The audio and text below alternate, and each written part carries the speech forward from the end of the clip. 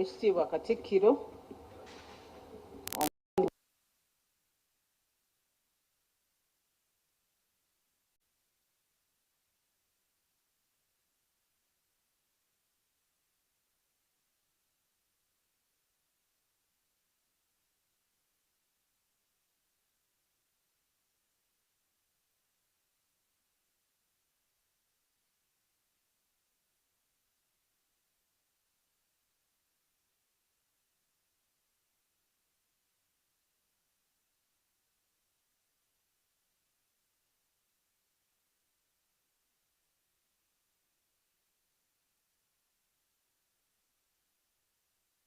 abantu bonna abafuula empaka zino kye ziri. Oweekitiibwa Katikkiro tutambula n'abantu ab'enjawulo, naye nja kwanjula abavujjirizi oba ebitongole bye tutambula nabyo mu mpaka zino. Tuyina Airtel Uganda era nga ttiimu ekuliddwa ssenkulu w'ekitongole. Tuyina Centenary Bank era nga bakiikiriddwa naye mmanyi nti waliwo ne ttiimu endala ejja. Tuyina Plascon Uganda, tuyina Uganda Breweries nga flagship brand ye Pilsner King, tuyina BBS ne CBS, tuyina Nirvana, ate era nga bwe tunajjukira nti omulamwa gw'empaka zino gwesigamye ku Mukenenya, abasajja nga be basaale mu kulwanyisa Mukenenya ate nga tutasa n'omwana omuwala. Era tuyina aba UNAIDS bayitiddwa era tuyina n'aba Uganda AIDS Commission nabo weebali. Oweekitiibwa nzikiriza nga mmaze okumenyaamenya kino ngendeko mu lufuutifuuti nsobole okwogerako katini ate era male mpite bavujjirizi bannaffe abakulu babeeko bye batugamba. I'll observe the protocol that has been followed prior. A good morning to you all, ladies and gentlemen. Today we're here to launch the Masaza Cup tournament for 2025, hinged on the theme, Men in the Fight Against HIV/AIDS, as we fight to end, I'll just read it out, Men for Good Health to Save the Girl Child and Fight to End HIV/AIDS by 2030. I'd like to welcome our partners, Airtel Uganda, led by the Managing Director, Mr. Somendra Sahu. I'd like to welcome Centenary Bank. They are represented by Mr. David Chiwanuka, and I'm told there's a team on the way. We have representatives from Uganda AIDS Commission, UNAIDS, Plascon, Nirvana, BBS, CBS, and Pilsner King, which is the flagship brand for Uganda Breweries. We'd like to thank you as our partner teams for being a part of this journey over the years. You're truly a part of the narrative as we really get engaged to develop talent, nurture talent, and see the young boys and eventually the girls, because the tournament is evolving to include girls, to ensure that every person is given opportunities and platforms to display their talent, engage and promote unity. This tournament has been on for a number of years. We have seen success. We have seen testimonies that span just beyond Buganda region, but go over and above nationalistic platforms. Nga bwe tunajjukira obulungi ennyo that Uganda had failed to qualify for a long period of time since 1979. But if we all remember or vividly recollect, Uganda qualified through Farouk Mia. Farouk Mia was a player, not a Muganda, playing in Masaza tournament. Some of the things that we do here impact not just the region, but also are a testimony for the country. The Uganda flag was hoisted, the Uganda anthem was sung, we all jubilated as a nation, and the rest is history. We're still gunning for qualification and still gunning out for the World Cup. We have seen the Premier League, 70% of the talent today in the Premier League is evidently from Masaza Cup tournament. We couldn't have achieved this without the different stakeholders, the media, the players themselves, abamasaza batukulembera, abakunga abantu abo, the different partners who actually cease to look at just profitability as an objective, but also look out to make sure that part of the monies that they budget for touch lives for the community within which they serve. Would like to thank you and commend you for the good job well done. Would like to thank you for choosing to work with the Kingdom, but we also know that you do it prudently because we do deliver. We are the bridge to the market. 70% of this economy runs within Buganda region. We touch lives beyond Baganda. We touch lives of all people living within Uganda. So it's a smart decision to actually work with us, to cooperate with us, because you certainly see tangible results. OHTWA, we engage with a number of partners in terms of governance and compliance. I'm happy to tell you that the partner teams evidently relate this relationship to the business tangibility. People choose you because you have chosen us and because they evidently see the work that you have done in society. Thank you so much. I just realized Omukungu Fabian Kasi has just come in. We do welcome you, Omukungu. That is the CEO for Centenary Bank. Centenary Bank has been a part of this tournament for quite a long time. We do thank you and the team at large for making sure that Masaza Cup is a success. And I am certain that it's only the start. A number of things have evolved in the sports ministry. We only urge you to spare additional budgets and continue working with us in different formats. With those few remarks, I would like to invite the Managing Director for Airtel Uganda to just give a few remarks. I know that they're exciting, especially for the consumer. OHTWA, before I actually sign out, I'd like to also highlight that Uganda AIDS Commission communicated formally and said they have done the research, the most recent research. There's a tangible shift in terms of the HIV statistics. These were discussed in their management meeting last week. They communicated that they would like to formally highlight the same today. I think communicating the same today would have done them a disservice. And this is why we are launching a tournament. Fellow marketers will attest that when you have a mix of communication, some key communication gets lost. I requested the team that they will come formally, communicate those results, to give them ample platform to see how far we have yielded together as mutual partners.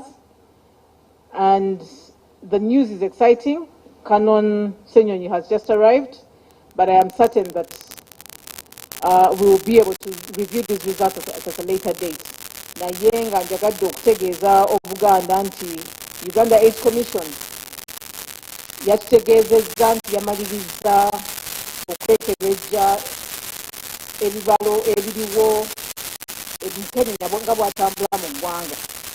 Twabasabye bajja byogerako leero olw'okuba nti tutongoza amasaza, tulimu emipiira, tuyogera ku buddu yeesooka byetera okukola beeyitawo buyise oba teyitawo, naye ne tubasaba nti bajja kujja batutegeeze mpulira oluvuuvumu okuva nayogedde sinawulirayo oluvuuvumu naye Katikkiro olutunulira abantu bonna nga batandika okwogera ku buddu naye tusaba tulabe oba wabawo enkyukakyuka omwaka guno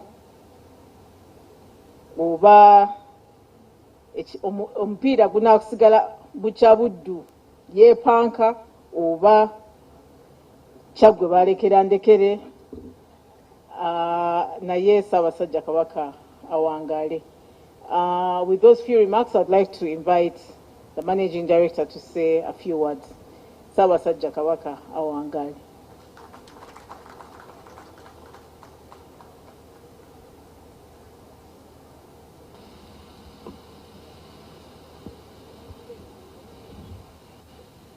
Tumukubire engalo ezisingawoko.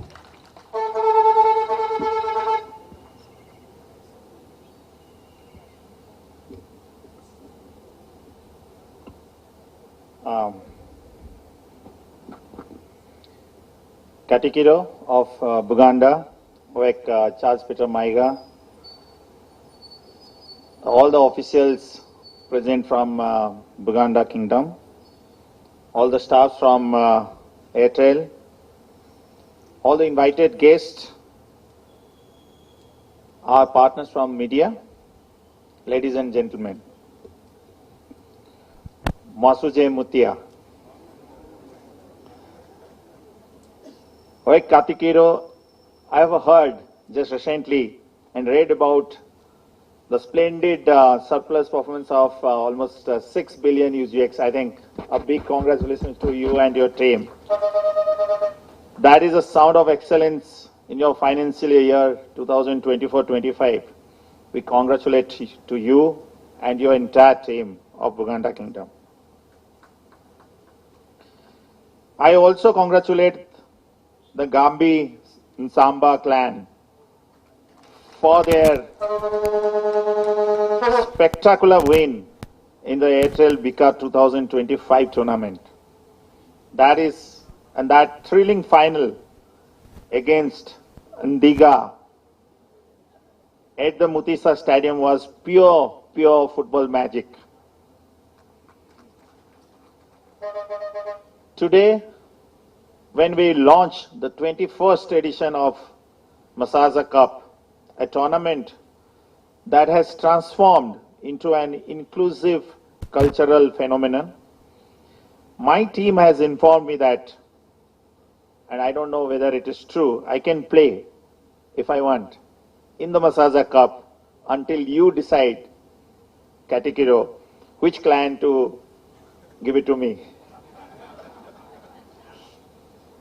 But on behalf of Airtel, I must say we are honored to continue this partnership that celebrates unity, heritage, and sporting excellence. The investment in this tournament is important in grooming Uganda's football talent and Uganda's football talent and rallying points of behavioral change in programs like HIV and others. This year, and I don't know whether we have done this before, but whatever information I got, first time we are introducing something special, particularly for this.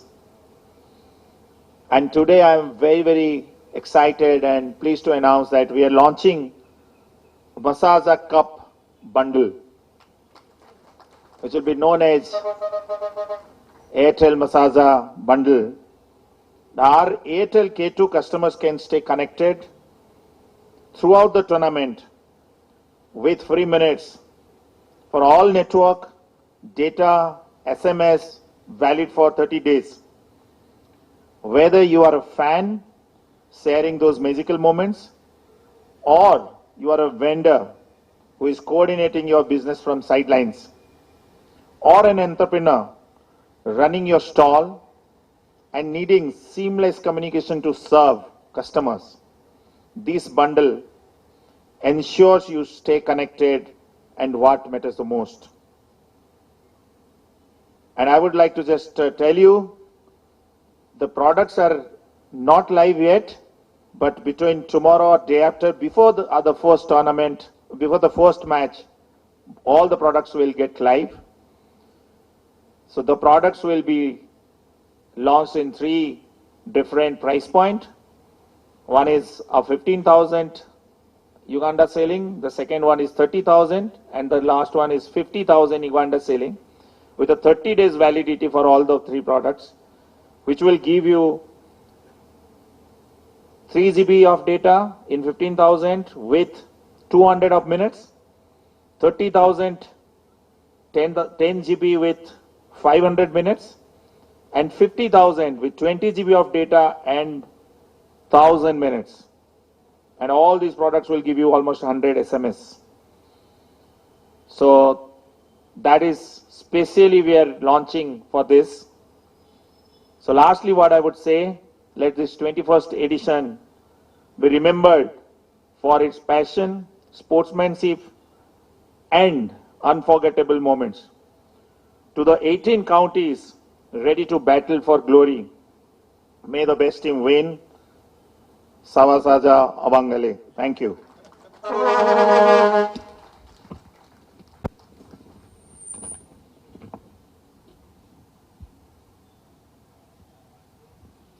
Thank you so much, Mr. Somendru Sahu, for those wonderful remarks. And I'm sure Katikkiro is going to accord you a very good clan that, as you requested. He does that very well. We just wait for his remarks. Twagala okwebaza Senkulu wa Airtel. Yatutegezezza nti bawagira emipiira gyonna munaddala guno ogw'amasaza ga Buganda. Era yalaba omupiira omulungi wakati w'engabi, ensamba n'endiga, ne yeegomba okufuna ekika. Era tukakasa nti Katikkiro ajja mmuwa ky'anaawagira. Ategeezezza nti enteekateeka y'amasaza omulundi guno ya njawulo.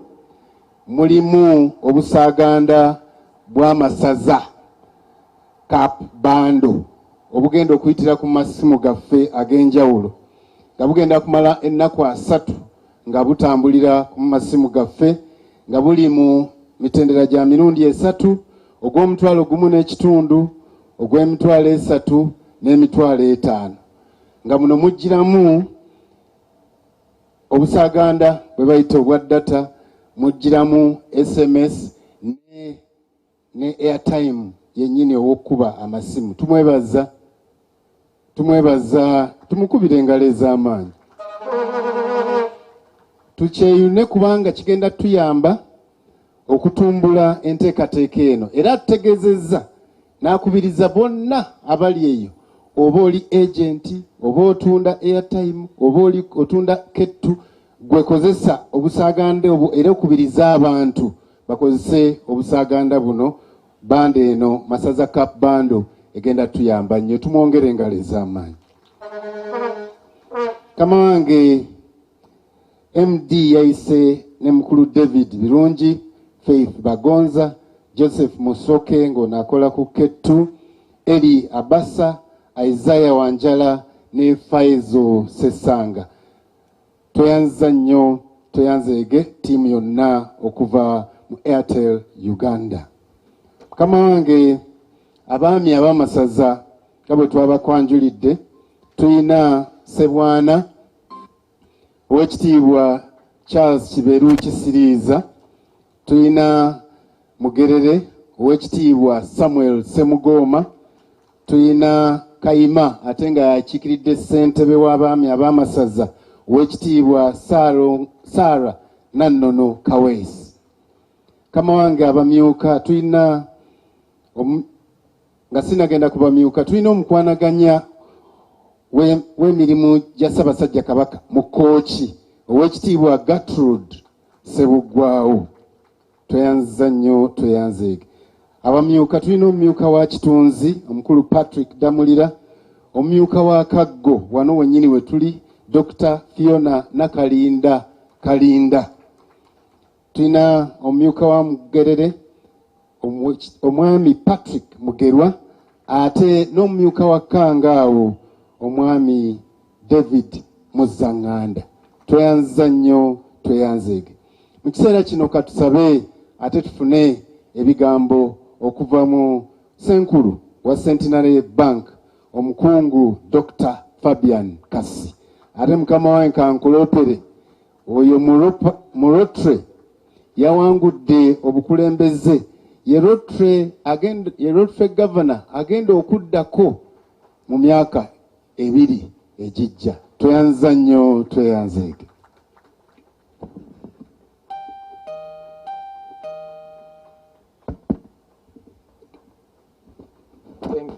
Thank you very much. The Katikkiro of Uganda, our Ekitiibwa Charles Peter Mayiga, all the Buganda officials here present, fellow partners, including Airtel, and all our invited guests, please allow me to say these remarks, first of all in English, but I will translate them into Luganda, and all this I will do in 3 minutes, as instructed.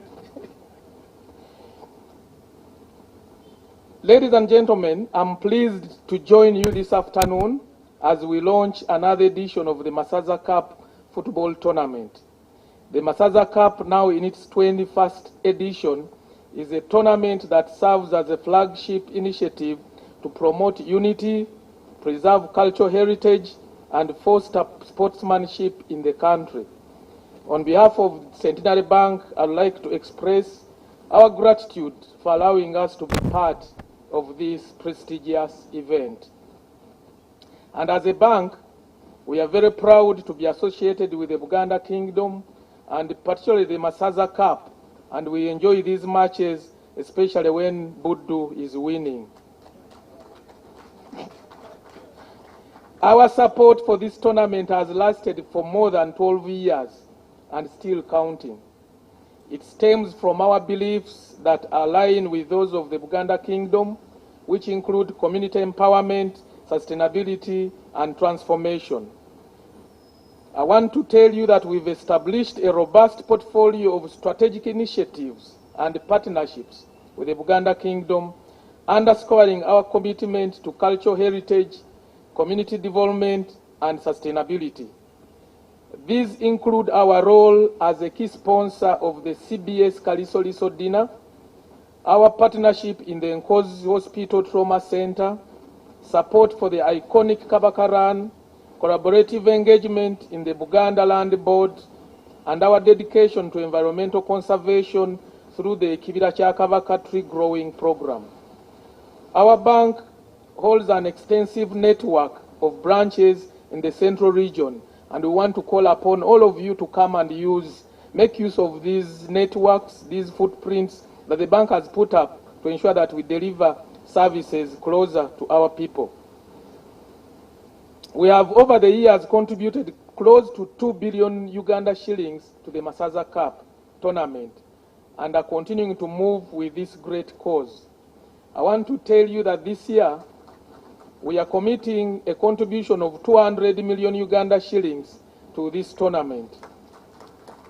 On behalf of the bank, I want to thank the Katikkiro of Uganda and the leadership of the Kingdom for putting structures in place that have enabled continuity of the Amasaza Cup tournament, not forgetting the technical and non-technical staff who have dedicated their time and resources to ensure that teams take part in the tournament each season. We wish the 18 counties that are participating in this year's edition the best of luck. Ssaabasajja Kabaka awangaale. Mu Luganda, Ssebo Katikkiro, twesiimye nnyo olunaku lwa leero nate okwegatta ku Bwakabaka bwa Buganda okutongoza empaka z'omupiira ogw'amasaza ga Buganda ez'omulundi guno ogwa 2021.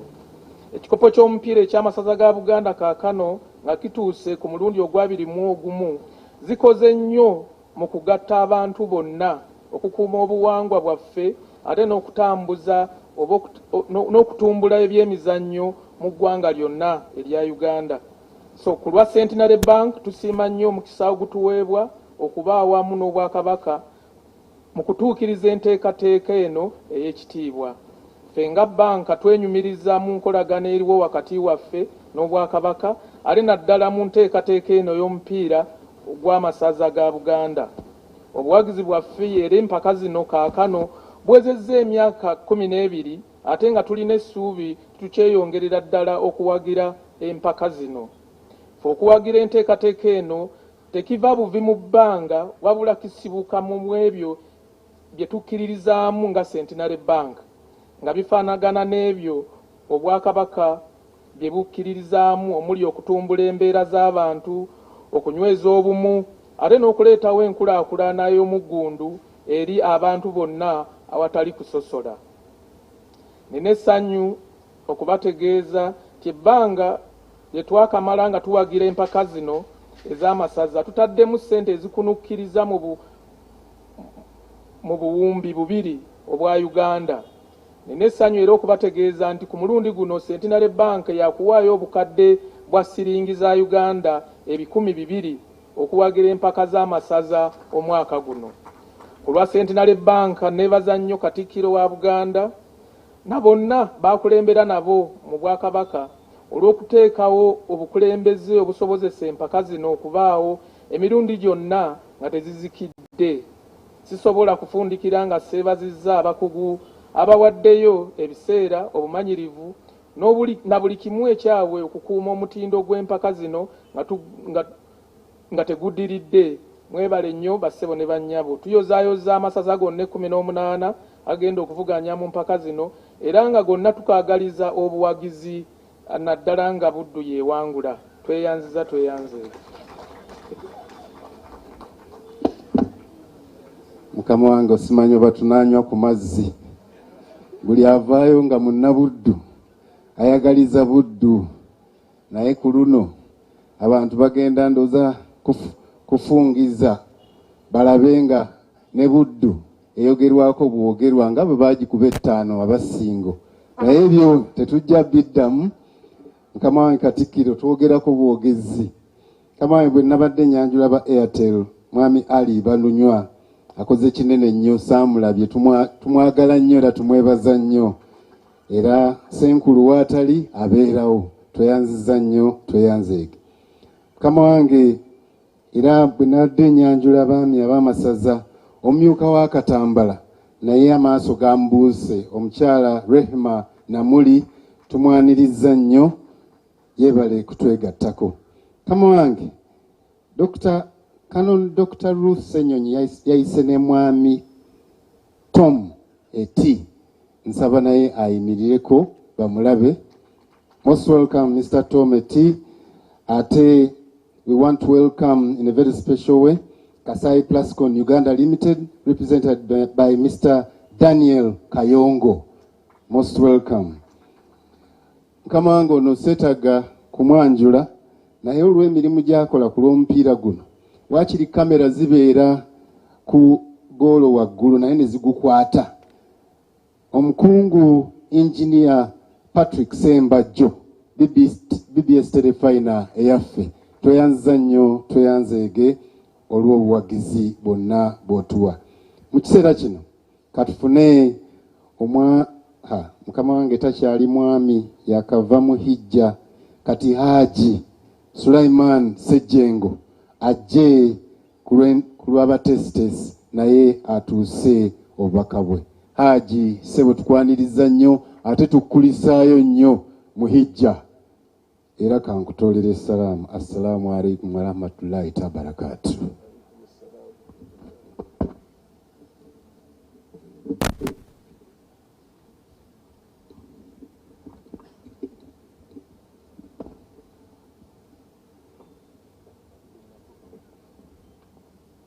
Mukama wange Katikkiro ow'ekitiibwa ennyo Charles Peter Mayiga, olw'obudde bwe bampadde. Mukama wange Minisita, protocol kanje observingirawo. Mukama wange okusookera ddala njagala kutwala omukisa guno ssebo okukwaniriza mu lukuŋŋaana luno Lukuŋŋaana luno lugendereddwamu okutongoza empaka ez'omupiira, empaka ez'omulundi oba gwa 21 bukyanga empaka z'omupiira gw'amasaza ziddizibwawo mu 2004.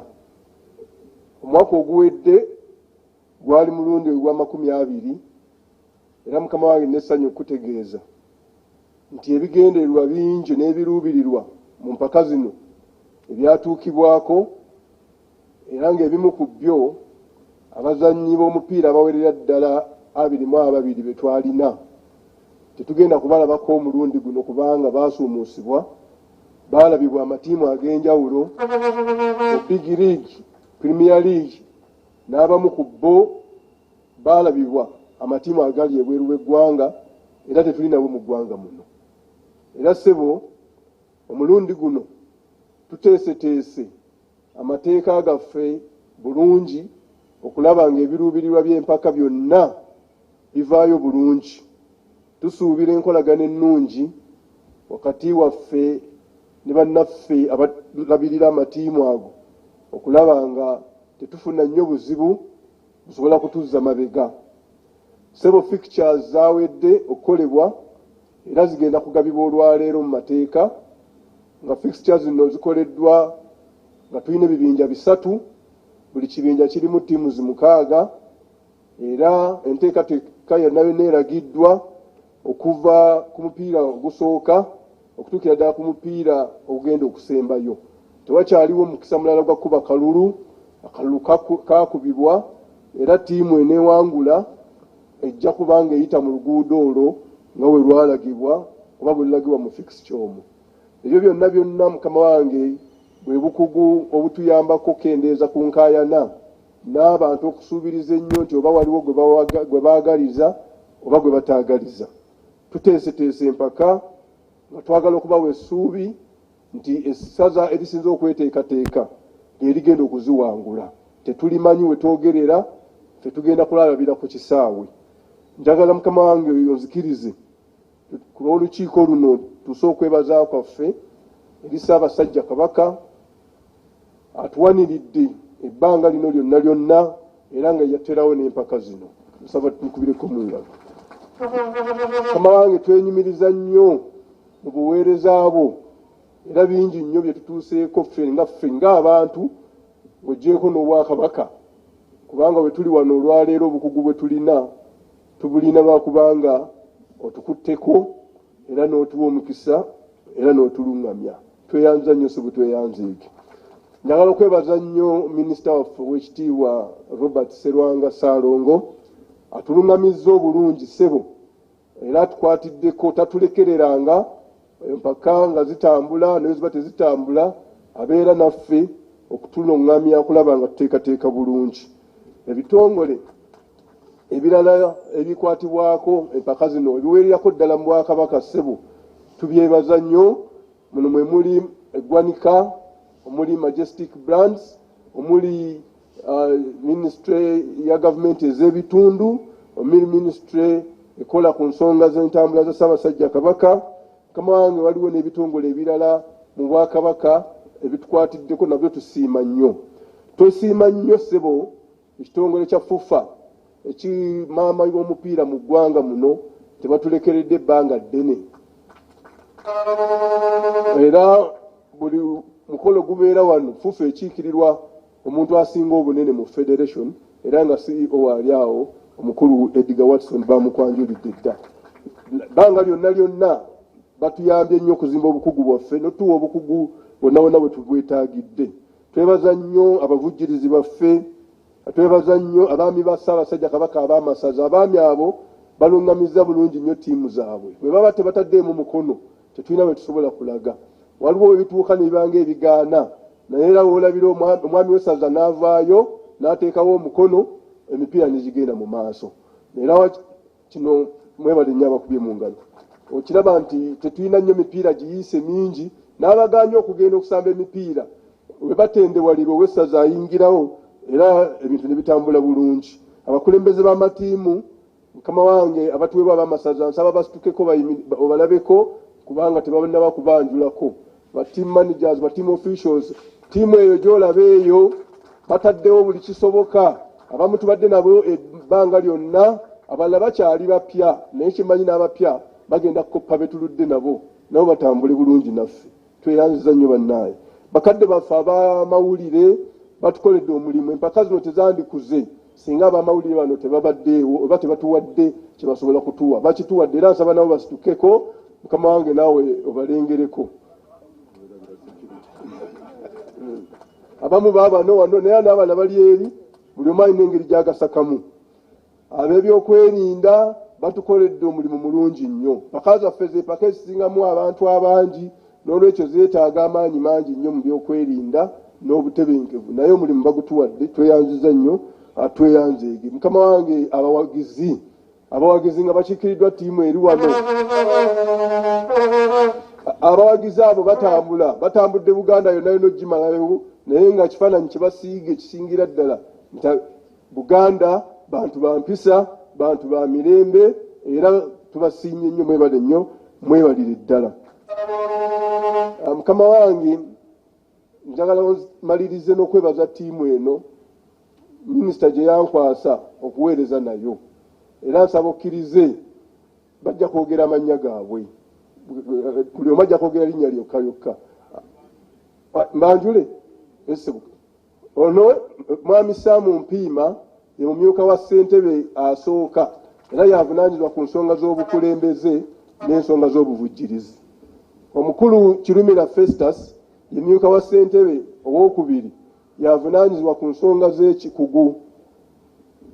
Omukulu Abikeka Francis ono naye avunaanyizibwa ku nsonga za byakikugu ku lukiiko lwaffe. Farida Bongole yavunaanyizibwa ku nsonga z'ebyempuliziganya, omumanyi muweereza ku CBS, naye yakwanaganya ensonga z'empuliziganya.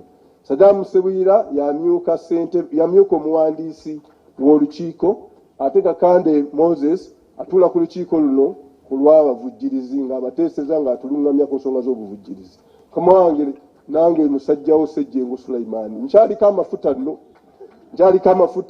ennaku 4 okuva ku Lwomukaaga nkyasobola okugaba edduwa, Katonda n'ayanukula, era tontuula wala nnyo Mukama wange kubanga navudde ku nsi entukuvu era ndi haji. Nyanja okuwa amawulire nti nakyaziddwako mu Bwakabaka bwa Saudi Arabia.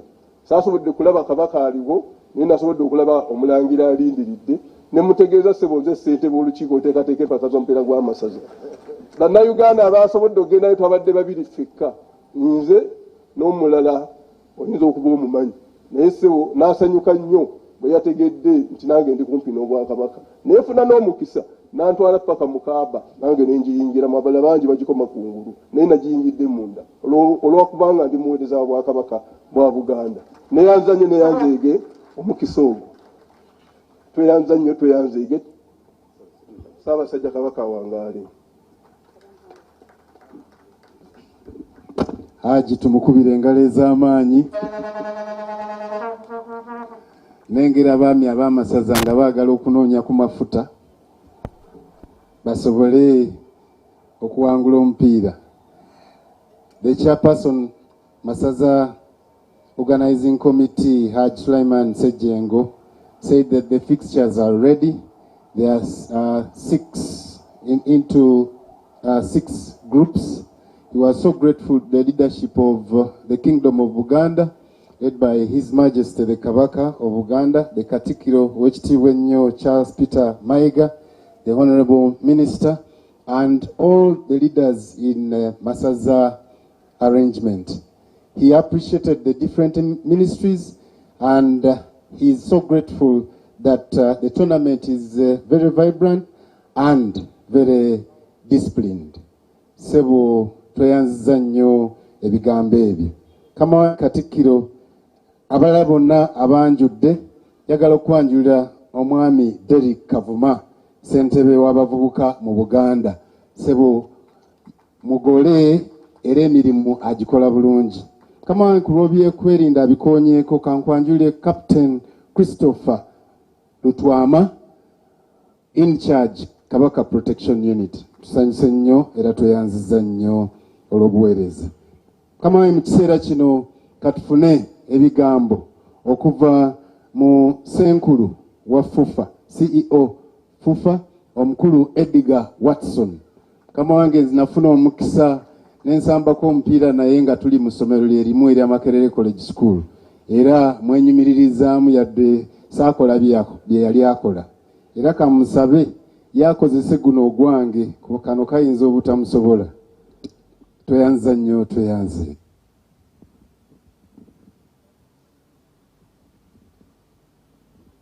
Sebo Katikkiro nange nzikiriza nzisseemu ekitiibwa eri protocol yonna eyayanjuddwa.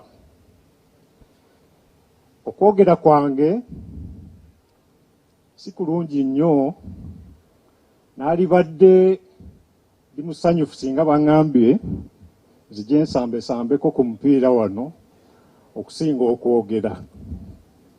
Naye olw'okuba Katikkiro akkiriza, mukkirize ne bye naayogera era mubikkirize. Nsindikiddwa wano okuyimirira mu kifo kya FUFA President eyayitiddwa era abadde ajja, naye olw'okuba waliwo emirimu mingi nga bwe mumanyi mu ggwanga nga tweteekera okutegeka ekimu ku bikopo bya Africa, ansindise nzije nyimirirewo ku lulwe. Era nabadde ndowooza nti nja kuyimirira buyimirizi, sijja kwogera, naye kinsanze nga nina okubaako kye njogera. Okwogera kwange badde nsaba kubeeremu ebintu bino: okutereezaamu katono, okwebaza, okuloopa n'okusuubiza. Nsaba ntereezeemu. Chairman Sejjenga agambye nti omunene ali wano wa FUFA ye Edgar Watson. Yakutereezaamu, omunene ye FUFA President Engineer Moses Mwagogo, ate era nga nnawo ne executive member Mwami Sam Mpiima ali awo abadde ayanjuddwa naye era executive member wa FUFA. Kyokka ate ninawo n'aba FUFA badelegate abaliwo badde nsaba bayimirire, era n'abakulira amakiraabu abaliwo nabo ba FUFA, nze nkola bukozi mirimu eri ku FUFA. Ngenda kwebaza Sebo Katikkiro, njawa okwebaza ennyo naddala enkolagana eriwo wakati wa FUFA n'ekitongole ekiddukanya emizannyo. Owekitiibwa Robert Sebo tukolagana bulungi nnyo, era twebaza nti ebintu byonna byonna ebikolebwa kati bitambulira kumpi ku mulamwa ogw'omupiira nga bwe gusaanidde era bwe gutambula. Kyokka ate era neeyongera okwebaza nti tebakomye kutegeka butegesi. Ebiseera ebisinga tukola emisomo egirimu administration, egirimu ebya safety and security, ebirimu ba stewards n'ebirala ebiringa ebyo, era bye tusuubira nti biyambye nnyo okulaba nti omupiira gutambulirawo. Ebyokwebaza bingi, nzikiriza development yonna tukolaganye bulungi nnyo nga FUFA era bitambula bulungi. Ngenze mu kuloopa. Sebo Katikkiro ndoopa nti enkolagana esusse we twali tulowooza, era tulowooza nti tujja kukolagana bulungi nnyo wakati wa FUFA n'abategeka amasaza. Weewaawo tukyalinamu obuntu obujjamuko, naye tumanyi nti byonna byonna biri under control. Naddala mu bawagizi eyo oluusi wabaamu obuntu obujjamu, naye tumanyi nti wamu tujja kusobola okubikwatako. Okusuubiza. FUFA esuubiza nti ejja kweyongera okuwagira, okuyambako n'okukolaganira awamu n'abategesi. Kyokka era mu kusuubiza, nze ndowooza ku lwange ng'omuntu kyaddonda eyo, naye kankireke. Ssaabasajja Kabaka awangaale.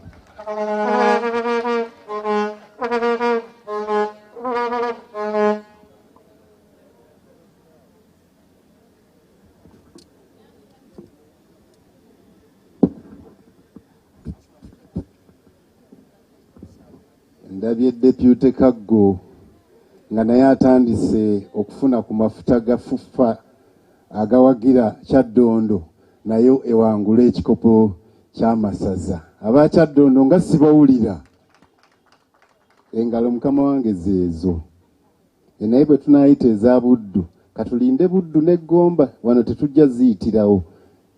Mukama wange, the CEO was so grateful with the partnership between the Kingdom of Uganda and FUFA and pledged to support and improve the working relationship between the two. Thank you very much, CEO Edgar Watson. Ekiseera kino mukama wange katusabe owessaza maama ow'ekitiibwa Saara Nannono Kaweesi ku lw'abaami ab'essaza ajje naye atuuse obubaka bwe. Zengalo ezo ze tuwulira ez'amawokota kati nno wali nno babadde bakiise nga buli omu alina kyawagira naye ono ate yasitukiramu bannamawokota ne bagoberera. Tweyanziza nnyo, tweyanze.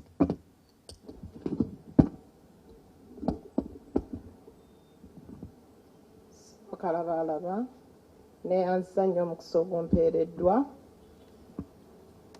Kamalabyonna ow'ekitiibwa Charles Peter Mayiga, ssebo tukwebaza emirimu emingi gy'okolera obwakabaka bwa Buganda.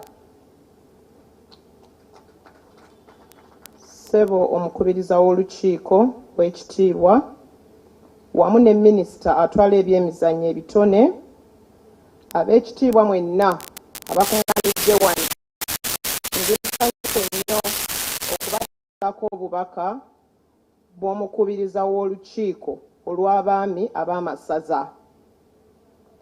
Era Kalabalaba agambye nti maama kayima, teri maama kayima, aba omwami ow'essaza kayima.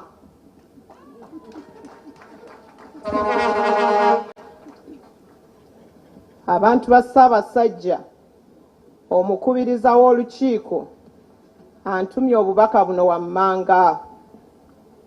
Angambye mbategeeze nti ekikopo kino kya Ssaabasajja era n'asiima nnyo Maasomoogi okulengerera ewala n'akomyawo empaka zino ez'amasaza. Ansabye tukuume bino wammanga, tukuume empisa. Empisa ngambye tuzikuume ffenna okuviira ddala ku bawagizi, abaami ab'amasaza, ab'obukiiko n'abazannyi. Angambye tukuume obumu olw'ensonga ebitone bino bwe bibeeramu obumu binyuma nnyo. Asembyezaayo nga ntuma mbagambe Ssaabasajja yayagala nnyo mu masaza CAP tutumbule ebitone by'abavubuka. Ate abajjukira obulungi embalirwa y'Obwakabaka yasomeddwa, abavubuka baabatadde nnyo ku mwanjo, era ng'ekigendo ssembeza abavubuka by'ebitone. Ebitone nga kino kye tugendamu eky'emipiira. N'olw'ensonga eyo ansabye ebitone by'abavubuka tubukwatireko basobole okuzimba ebitone byabwe. Ayongedde n'aŋŋamba abaami ab'amasaza mwenna, abazannyi n'abawagizi, tukuume nnyo era tusome amateeka MCOK oba MUKOK ge yataddewo okugoberera. Bulijjo tukimanyi nti amateeka mazibu. Ne Musa baamuwa amateeka 10 naye gaatulema okugoberera. Mukama waffe n'ayongera n'agafunza n'agafuula 2, kwagala na kutya Katonda, naye era gatulemerera. Kyemuva mulaba gatugamba tottanga, abantu bakyatta. Tetwagakwata. Tobbanga, abantu bakyabba. Tetwagakwata.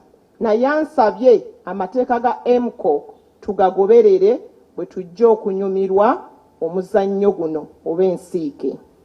Nga mmaliriza, our dear partners, we are so grateful, humbled. Thank you very much. As chief counties, we are so humbled for all the support you render to Buganda Kingdom. May the good Lord bless you. Ssaabasajja Kabaka awangaale.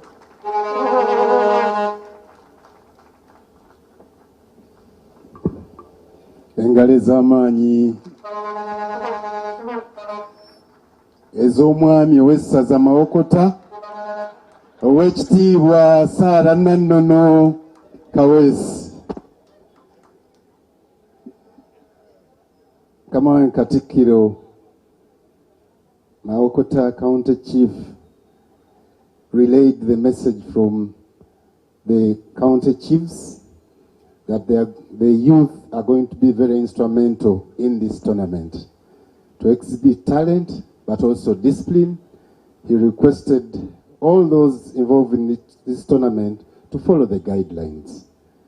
Thank you very much, Owessaza Omwami Owessaza Mawokota, Oweekitiibwa Sarah Nannono Kaweesi. Nkiseera kino katufune waakiri ka vibe kamu nga tuleeta atukulembeddemu kuteekateeka sibulidde vuvuzera.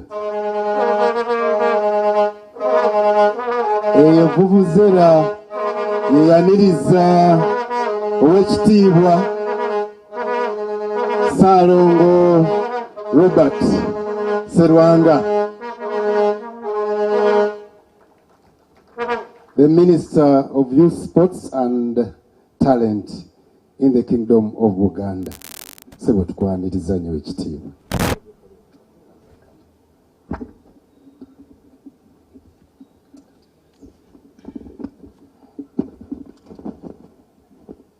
Bannamupiira ffenna abali wano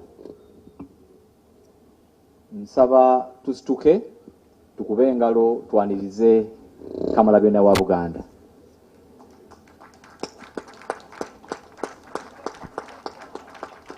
Mwebale nnyo, mwebalire ddala. All protocols observed. Good afternoon, ladies and gentlemen. Mukama wange Katikkiro, olunaku olwaleero lugenze mu byafaayo nga bwe lunaku lwe tutandika okwanjulira ensi yonna ne Buganda yonna omupiira ogw'amasaza nga gugenda kutandika mu butongole ogwa 2025. Lunaku lukulu eriffe era Mukama wange nga bw'ontuma bulijjo okukola emirimu gino. Mukama wange tugaba obupiira ky'omaze okukola ne ky'okoze obulungi ne kyagenda mu maaso. Akapiira k'okugulawo empaka zino Mukama wange nkendiko kati okulaba nga tutuukiriza okugulawo ne bannaffe bano n'oluvannyuma tusaasaanye empaka zino Obuganda bwonna. Mukama wange Katikkiro, abali wano mu maaso go bonna babanjudde mu biti eby'enjawulo, naye ekitugase wano olwaleero mu Bwakabaka bwa Buganda kwe kukozesa omupiira okukola emirimu emirala mingi nnyo. Era Mukama wange Ssaabasajja Kabaka atulagira nga tukola ensonga z'omupiira, omupiira guwangule. Era mu byonna byonna bye tukola gwe yenayina ali eyo, buli kyokola kyonna laba nti omupiira guwangula. Buli onaakola gw'owangule, omupiira gusigale wansi, ojja kuwangulwa. Kubanga kitulese wano kwe kola nga omupiira guwangulwa, kati oluvannyuma tufune ebigendererwa byonna ebijja nagwo: obumu, ebitone, ebyokwerinda, bizinensi, byonna byonna bijja oluvannyuma ng'omupiira gusambiddwa ku kisaawe. Kama wange mu bufunze kankuwe ku bino wammanga. Omupiira guno bwe tuba tugwogerako, omupiira gw'amasaza, kitegeeza ki mu bibalo? Kitegeeza nti abazannyi 5 betumaze okuwandiika mu ggwandiisizo abagenda okusamba mu mpaka zino 2025. Era abazannya omupiira mu Bwakabaka bwa Buganda abavuddeyo ne basunsulwa abaami n'abazannya Bwakabaka abali wano bagenda kufuna omukisa okulaga eggwanga kiki balina era kiki bazannya. Kama wange tulina obukugu officials ababeera ku mulimu guno okuva leero paka nga tugumaze bali 217 officials abagubeeramu ne bakola emirimu egyo egy'enjawulo. Era mukama wange omwaka oguwedde twalaba ggoolo 178 nga zisambiddwa abazanyi 16. Ne tulaba nti ekintu ekyajjayo empaka zino obulungi. Mukama wange bwe twogera olwaleero okutandika ne wiikendi eno 21 tunatandika olugendo lwaffe. Tuzanya emipiira 14 era emipiira ye 14 tugenda gizanya okuva nga 21 weekend eno ku Lwomukaaga natuli obuddu paka nga ennaku z'omwezi 1 Novemba. 1 November ye final yaffe. Lwekyo lwe lugendo lwetutandise mukama wange olunaku olwaleero. Enzanya yaffe ewa buli omu omukisa. Tusooka tuzanya ebibinja, tusooka tugenda kubisizaawo, tusooka tukula nandameggwa. Kubanga abantu bali wano beteekateeka, naye mukama wange njagala okutegeeza Obuganda nti ate ku mulundi guno amasaza geeteeseteese nnyo ate okusinga emabegako nga tukola empaka zino. N'olwekyo musuubire omupiira omulungi ogenda okuzannyibwa omwaka guno. Kama wange na bino bikulu okutegeera naddala bannaffe bano abavujjirizi. Kasooke nzijeyo nti emipiira gino 14 gigenda kuzannyibwa mu ennaku z'omuzannyo 16, 16 match days. Omuwanguzi ajja kuzannya emirundi 16 ate omulala ajja kuzannya paka wanaakoma. Naye buli ttiimu y'essaza ejja kufuna omukisa okuzannya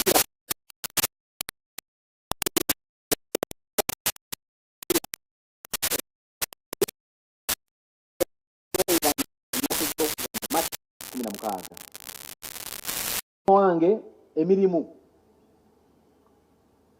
Ssaabasajja Kabaka yalengerera wala n'alaba nti omupiira bwe guba guzannyibwa ku kisaawe ekimu ku lunaku olumu, kama wange abantu abafuna emirimu olunaku lwe tuzannye omupiira ku kisaawe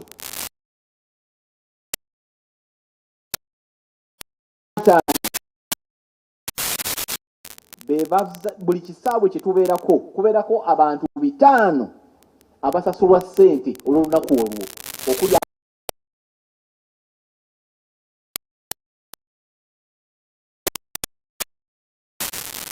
match day yaffe mu biyinja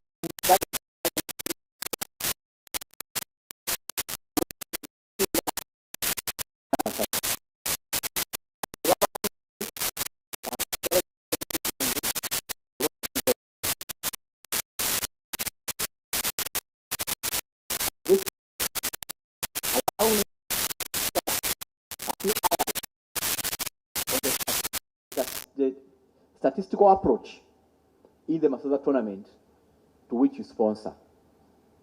Directly, we register 500 players.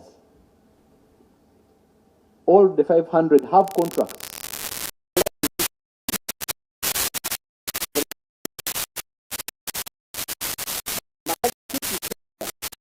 Employ 117 officials throughout the tournament who come in to make sure that this happens. And a cross-section of them are here with us to represent. Last year, we enjoyed 178 goals, which were scored by 106 players in the tournament. As we start today, we start our journey where we are going to play 104 games in 16 match days. Each match day, at every pitch, we employ directly people who gain with gainful employment. 500 jobs up every game we play. And our match day, in the first 10 match days, we play 9 games per match day. That means that 4,500 people get employment every day, every weekend through Masaza tournament. We moved from 315,000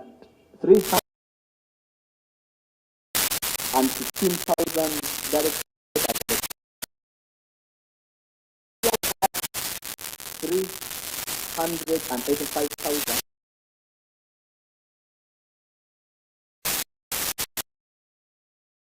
As we play this tournament, we have 65,000 jobs that are created. Is that this tournament, which we play for approximately 4 months, employs over 65,000 people in that period, which is a business valued at about 10 billion Uganda shillings. Digital media and spectators through various platforms of social media, their numbers have skyrocketed. Last season, the numbers are close to 90 million people who viewed this activity going on in the 4 months. Kama wange ntera nnyo okunenya Senkulu wa Majestic oyo Remi, atera okutwala oluzungu lwange ebirala yabitutte era oluzungu lwange kama wange lukomyawo ebirala yabirina luzungu yatera oddutwala. Kama wange Katikkiro Sande eno ku lw'omukaaga luno mukama wange ennaku z'omwezi 21 ku Kitovu Arena e Buddu lwe tugenda okuggulawo omupiira gw'Amasaza. Era mukama wange ngenda kusaba nkolereyo ebintu bibiri nga sina kuyita. Ekisooka mukama wange, buli tiimu eri wano efuna obujozi. Ne mukama wange kankwanjulire kit sponsor waffe omwaka guno gwe bayita gy'Amasaza. gy'Amasaza wali kamukwanjulire. Era mukama wange obujozi gw'olaba wano guno naguli gw'olaba wali. Abantu abo betugenda okukola nabo season eno okulaba omujozi ogwo bwe gugenda okufaanana. Ate mukama wange batambula tugende ne mu bawagizi. Era tulina enteekateeka nti abawagizi baffe ab'amasaza ag'enjawulo ow'eggomba olaba gwomujozi gwe gugwo. Essaati ejja kufaanana bw'etyo ejj'okulabika ng'ejja katale. Abakulembera ttiimu nabategeeza ku nsonga eyo era beteekateeka bulungi, tutambule mpola mpola tulabe bwe tunaatuuka awo. Kamwe ng'akabonero ak'omulundi guno ngenda kusaba abagenda okusamba omupiira gwaffe oguggulawo Buddu ne Gomba, the Gomba Lions. Kamwe ngenda kusaba bajje obakwase omujozi, obakwase omupiira, obakwase n'amateeka. Era Haji Tim, come on.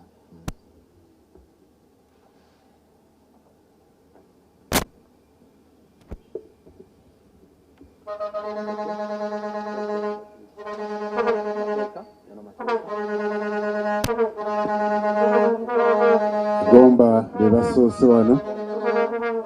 Tutandise ne Gomba. Gomba, team manager. Waliwo team manager? Owessaza waali. Owessaza waali. Saza we Gomba, bwe tusookese naye, Katikkiro kakwase.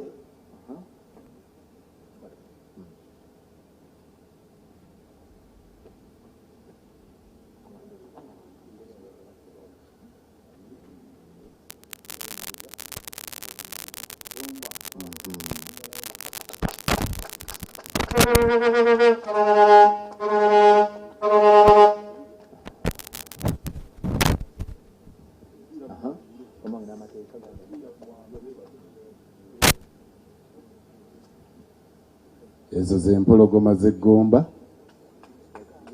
Tweyanziza nnyo, tweyanzeege. Tubawadde n'amateeka nago bagafune bagasome bulungi bagagoberere.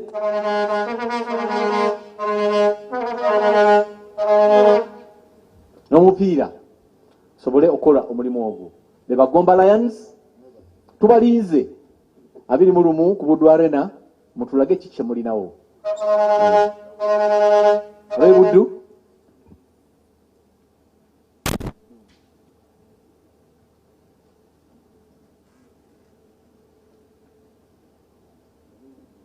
Katikkiro akwasa manager Ziwa Steven omujoozi. Engala za bannabuddu ekyo Katikkiro akikola n'omutima gumu. n'amateeka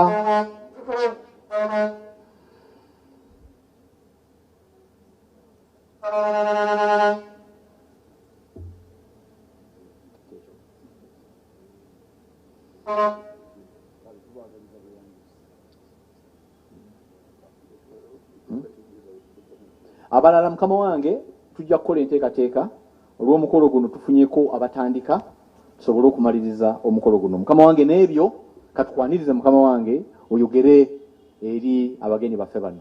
Bane tuketwanirize Katikkiro ajje ayogere.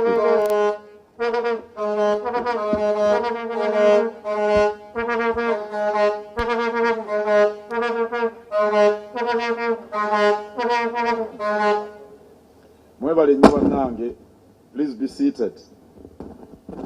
Sebo w'ekitiibwa minisita akwatibwako ensonga eno, sipiika, ab'amasaza n'abagenyi baffe mwenna, nsanyuse nnyo okubalaba ettuntu lya leero wano mu Bulange nga tuzze okutongoza omupiira gw'ekikopo ky'amasaza.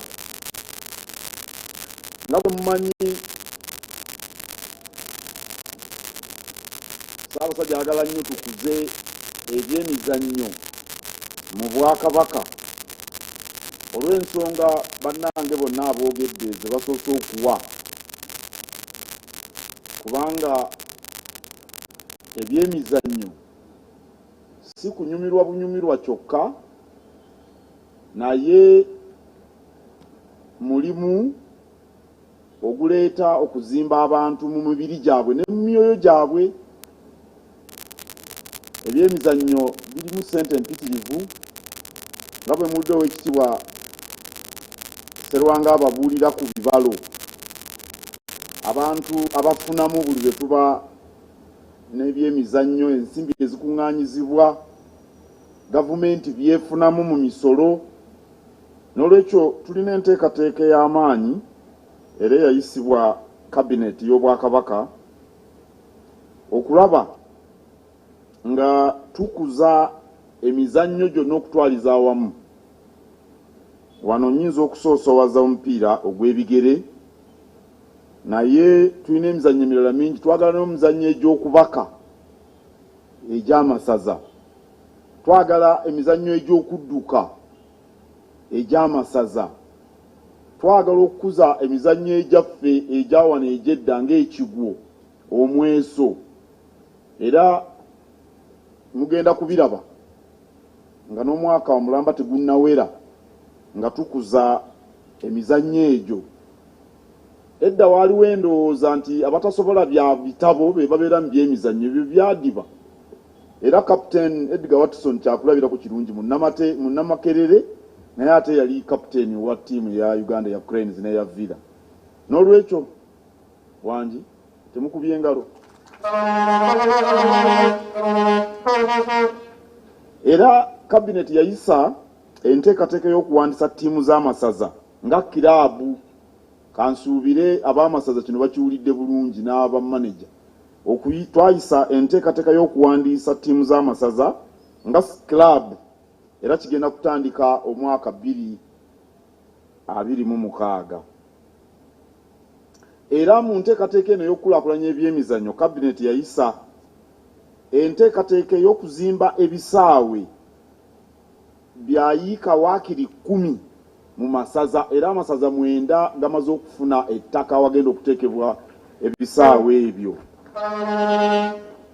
Tosobola kukulaakulanya bya mizannyo nga tolina bisaawe we bazannyira. Era tukizudde tulina okusomoozebwa kw'amaanyi ku ludda olwo. Era amasaza agamu gatandise n'enteekateeka y'okuzimba ebisaawe ebyo. Ndoza ab'ebuddu mwabawulira balina n'emisinde mwe bakuŋŋaanyiza ssente ezigenda okuzimba ebisaawe bino nga bwe tunoonya ne bannamikago.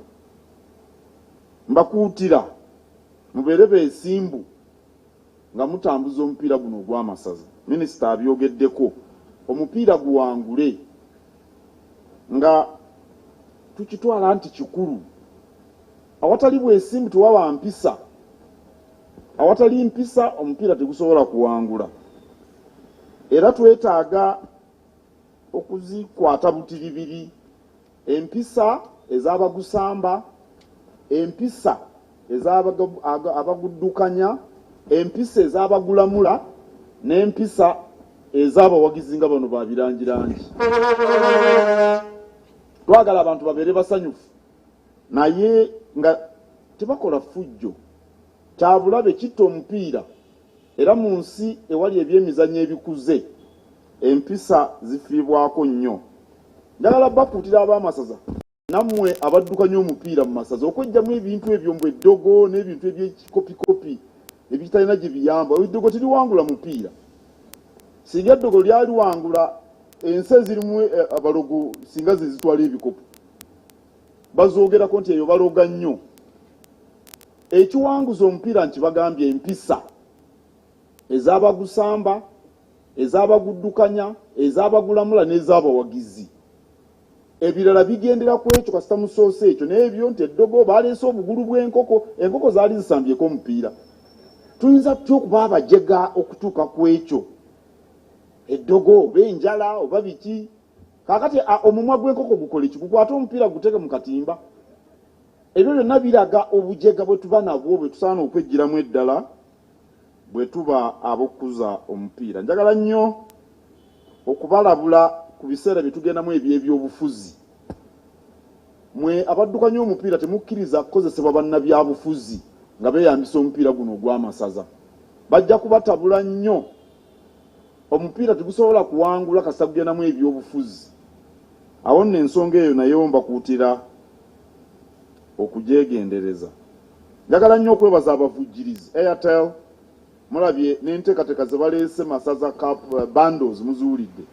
Obusaaganda bw'amasaza temubuulidde. Tubeebaza nnyo. Ate tubeera nabo mu bintu bingi, emipiira gy'ebika, tuli nabo ku misinde mu bunabyalo egy'amazaalibwa ga Kabaka, okusibulula abasiraamu. Awo nno Airtel nammwe gye muba mweyambisa layini. Neebaza aba Centenary Bank. Ono yeddira Nvuma baŋŋamba nti ab'Envuma baba batono naye baba ba mutindo. Emyaka egiyiseewo bazze batuwagira naye ndowooza era naye akiraba nti bajja kgenda bagaziwamuuko kubanga Centenary Bank ndowooza ye banka esinga obunene eyaffe eyawano. Waliwo banka ennene endala nesingwira naye banka eyaffe eyawano Centenary Bank yesinga. ate eri ku kikopo ky'omupiira ekisinga obunene mu Uganda. Era nkimanyi bumanya nti ajja kuddayo eri mu boodi abagambe bagaziyeemuuko okwegamba obunene bwa Centenary butuukane n'obunene bw'ekikopo kino n'obunene bw'Obwakabaka. Mulaba mutya? Nabalabyawo nga balina we bagaziyidde walala awatali maanyi nga gali wano. Naye kale kasita wanvuma baba ba mutindo era nakyo jja kubanga akikolako.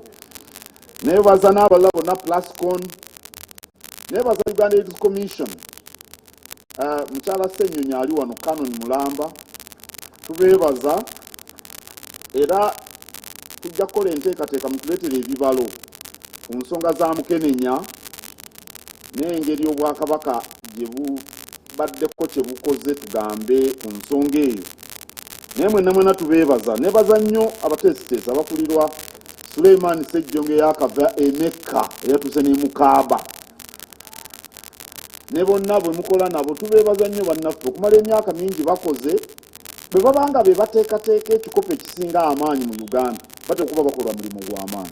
Tubeebaza nnyo nkukulisaayo olugendo olutukuvu gye wabadde era nkakasa ffenna tugenda kugabana ku mafuta ago agakyakuliko. I welcome all of you here and I appreciate you for realizing the potential that sports offers communities.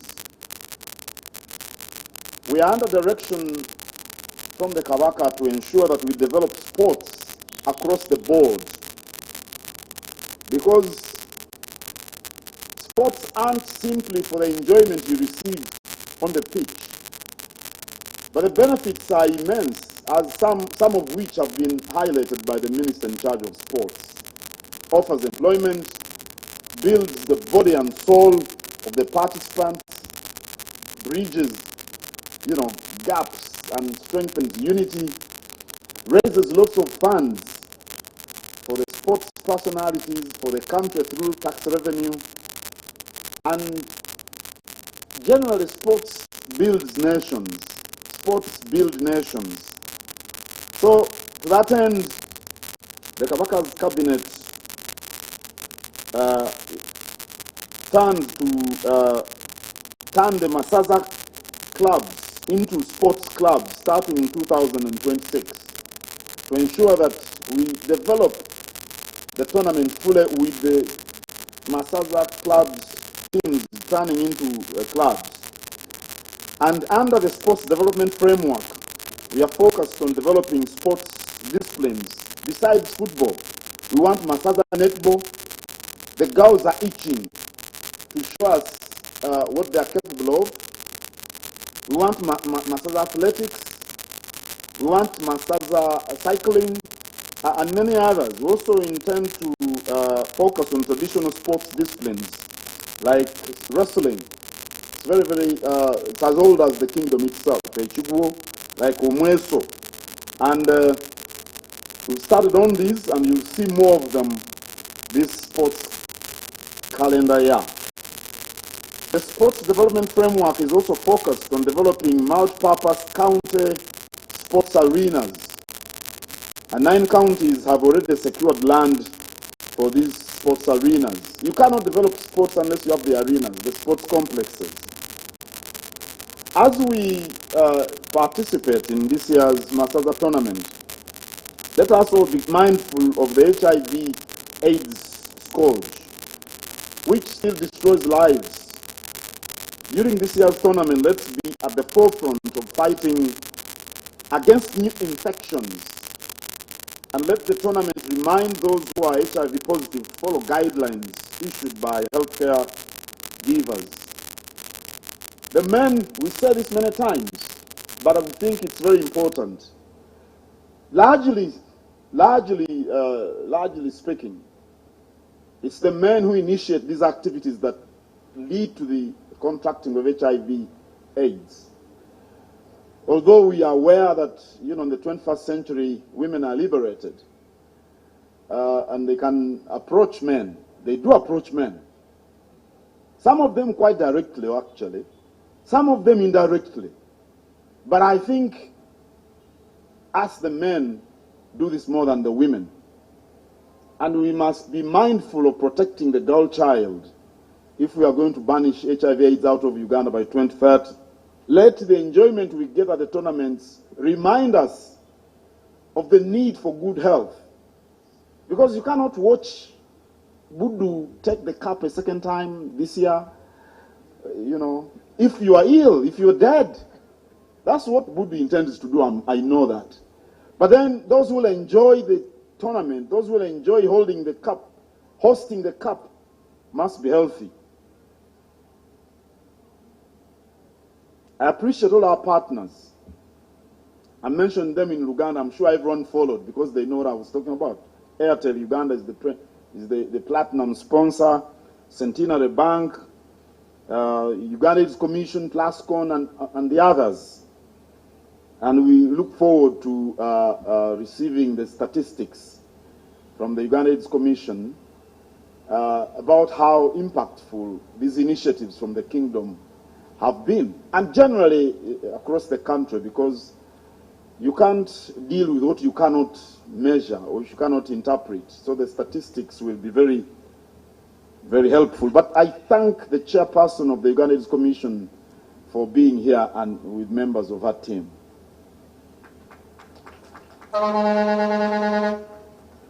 You know, you had the CEO of Airtel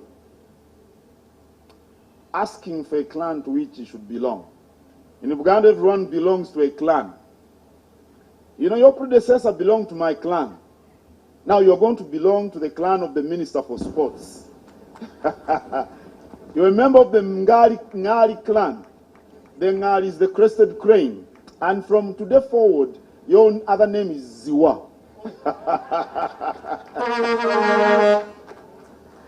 Nyingiza Soma Senkulu wa Airtel mu kika kya Ngari kubanga mujja kulooza nti nfuse mulungi omu ono bwe naamuteeka mu mutima ng'ate ne munne gwe yaddira mu bigere yali wa mutima n'olwekyo wa Ngari erinnya lye ye Ziwa okuva ne leero. N'ebigambo ebyo nyina essanyu lingi nnyo okulangirira nti omupiira ogw'ekikopo ky'amasaza 2025 ngutongoza. Ssaabasajja Kabaka Wangaawo.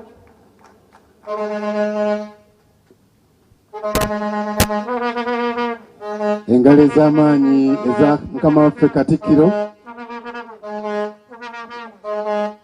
Engalo tezimala kamala byonna. Mukama Katikkiro katukolere ddala n'omukolo ogw'ebifaananyi nagwo guveeyo. Tugenda kusooka n'ekifaananyi ekya Katikkiro ne bamemba ba kabineti ow'ekitiibwa Patrick Lwaga Mugumbule n'ow'ekitiibwa Ssaalongo Robert Sserwanga. Nsaba alina emijoozi.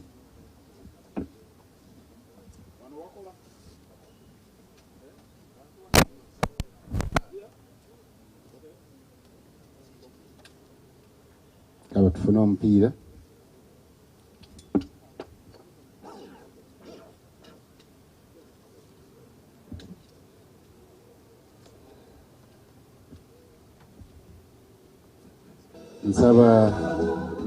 Nsaba FUFA President ajje atwegatteko. Oh, CEO FUFA. Mbadde nkoze ensobi eyinza okuviiramu ebizibu.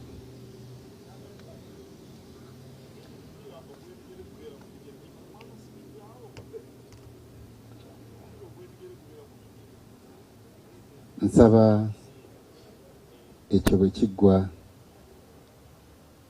ng'abaami ab'amasaza tujje twegatte mu kifaananyi kino. Abaami ab'amasaza tujje twegatte.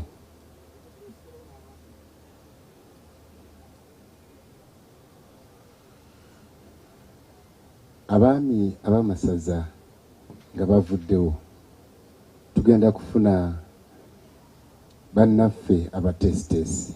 Ng'abaami ab'amasaza bavuddewo tugenda kufuna abatesitesi. Masaza Cup Organizing Committee eryato libalansinze bulungi. Abamu bayinza okulinnyako emabega waliyo akadaala.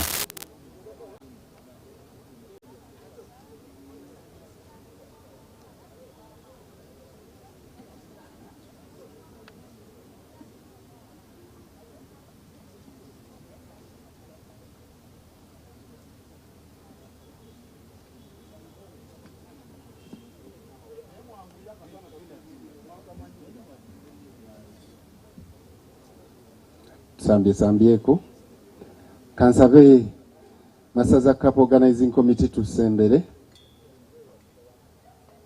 tweyanza nnyo abaami ab'amasaza abakola omulimu ogw'ettendo kulaba ng'omupiira guno gutambula bulungi.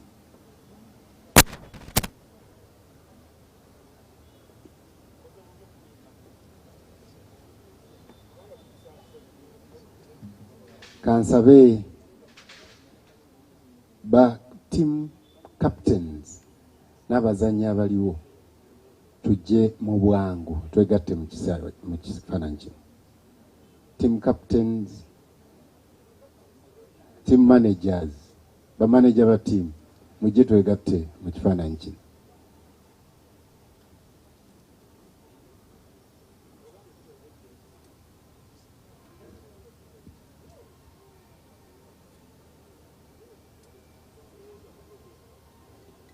Era bw'omulaba Katikkiro nga omupiira agusambisa left kitegeeza era kyekimwanguyira okukola.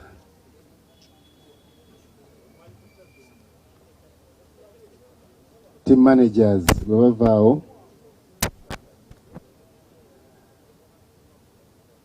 we are going to request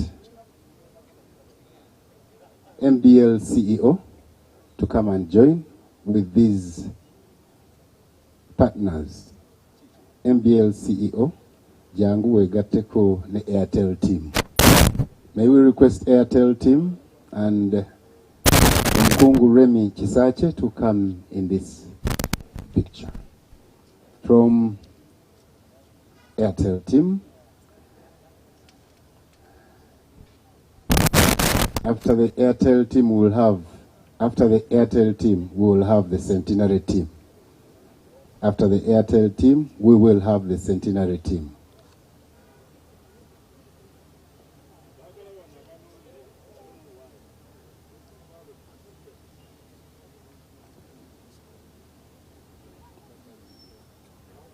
Centenary team, please approach. Team from Centenary Bank. We shall have, after Centenary team, we shall have Kansai Plascon Uganda Limited.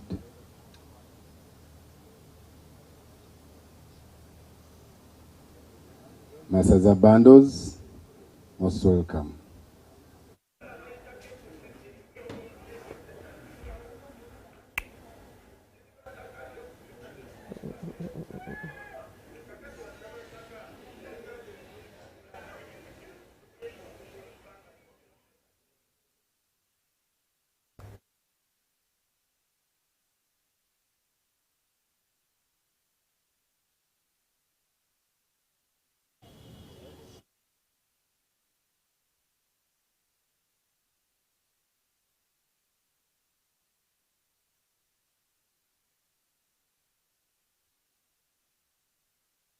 Kale kigenda maaso kati wali mu bimuli bya Abulange wano mu bimuli ebulange Mengo empaka ez'amasaza 225 zitongozebwa kamala byonna owekitiibwa Charles Peter Mayiga Katikkiro ebifaananyi ne bannamukago ab'enjawulo. Masaza Bando yanyumidde nnyo wabula kati saawa eno katwegatte ku munnaffe Kanakulya Bogero Rajab ali butereevu ali mu Bulange ayongera okutulambulira enteekateeka y'omwaka guno nga bwebadde emijozi kala zigenda kubeera gutya enteekateeka eri etya. Rajab Bogere Kanakulya yogerako eri omulabi wa BBS Refiner program ekisaawe.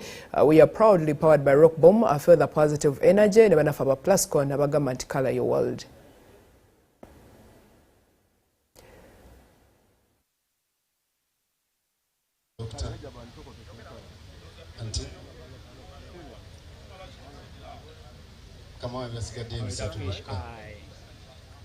Nivana msembere kumpi BBS, CBS, QI Sports. No. Hello. Hello. Hello.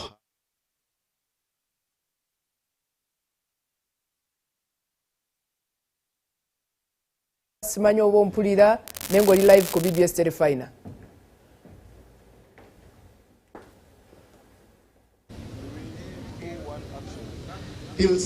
neyanzeke pisidiani baagala n'omulungi atulaba program ekisaawe ky'ebyemizannyo wonna w'osinziira webale nnyo tuli mu Bulange wano bimuli bya Bulange era ng'enteekateeka y'okutongoza empaka z'amasaza ga Buganda emaze okukolebwa tulinze lunaku lwa 6 okugenda kabikuka esadiza wali Masaka amangu nnyo njagala omumyuka wa ssentebe mukulu Saamu Mpiima jangu mu ddakiika ng'emu 2 otuyitiriremuko ku bibadde olunaku olwaleero n'enteekateeka nga bwegenda okutambula etongozeddwa olunaku olwaleero. Ekyamazima kiri nti leero okutongozebwa kuwedde Katikkiro atukoledde omulimu mulungi ebibinja biri 3 kye tusinza okwagala enamba y'abantu kubanga omupiira gukolebwa abantu naye n'ekirala ensimbi eziterebwamu tuziwulidde okuva mu basponsors amakulu gaakyo nti omupiira gutambulira ku ssente n'obudde abantu bwe bawaddeyo kintu kikulu nnyo nti ku lw'omukaaga nga tuggulawo Buddunga ekyazizza Gomba tugenda kufuna omupiira omulungi ennyo ffe nga kakiiko akatesitesi tutunuulidde season 2025 ekisooka nti y'amaanyi kubanga erimu ne elective politics naye ate n'abantu bagyagadde nnyo naffe enteekateeka tuli waggulu waabo ffe tujja bbawo omuntu anaasinga okuteekateeka obulungi era omuwanguzi mu bulambulukufu. Waliwo ebikyuseemuko mu nkyukakyuka ezikoleddwa mu mwaka guno compared ku mwaka oguwedde eziruwezo. Yes, okusongera ddala ye substitution bench tubaddenga ne ba substitutes 7 ne katuba tutte ku 11 amakulu gaakyo nti coach omu opportunity okubanga okweroboza mu basambi abangi naye n'abasambi yongera opportunities yaabwe okulondebwa okusamba ki omupiira ekirala nti in case of a ban tukubonereza tukugambye ban ya mipiira 3 gwenga coach gwenga omusambi tetwagala ojje mu contact na game kiki kyetutegeeza nti ku lunaku lw'omupiira okoma kutambula genda mu bawagizi togenda mu dressing room togira mu team bus tokola ki paka nga bani ekoze eki njagala kutegeeza ko abo bonna abakyali ku ban nti esigala ekyatambula wadde okyali coach wadde okyali musambi bonna abali mu kiseera ekyokubonerezebwa mugumire ebyo byonna okubonerezebwa nga bikwali tulabike nga omupiira tugutambuza bulungi amateeka twagakoze era tutambula bulungi ddala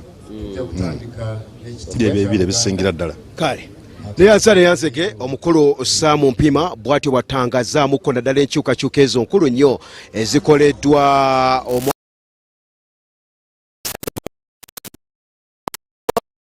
baagala ebisinga we bigenda kubanga ate bimanyisibwa gambuze n'agesikka ekiro kyonnaku olwaleero mu nteekateeka y'emipiira egy'amasaza ga Buganda so nga ate era tukakasa nti emipiira gyonna ku terefayina ogenda kubanga ogiraba bulungi nnyo tula butuuze kalira wansi obeere nga ate olaba terefayina kati gwe omusiga nsimbi kadde kakulanga na terefayina ensonga zibe nga ate zirabira ddala bulungi nnyo ng'okuza bizinesi yo ate ng'olanga wamu naffe mu mpaka zino ezisinga obuganzi mu ggwanga lyattu erya Uganda, East Africa ne Africa okutwaliza wamu pisidian ndiwo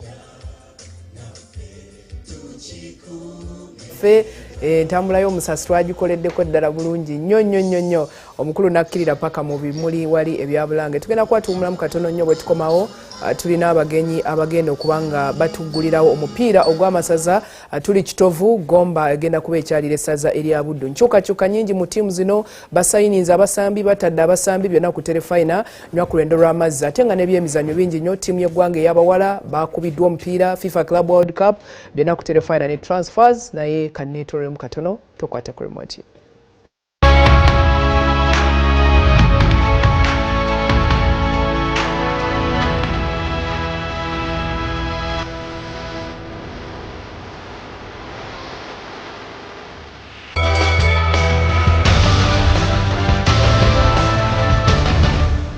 Ekisaawe kiwagiddwa anti bomu kyakala akomyewo nate gula buguzi rock bomu kebera wansi w'akacyokolo ky'osangamu ky'ojja okuwangula ebirabo mulimu ntokomaama muli amamotoka amapikipiki obukadde bwa siringi si mulimu simu za seereza zidi flat screens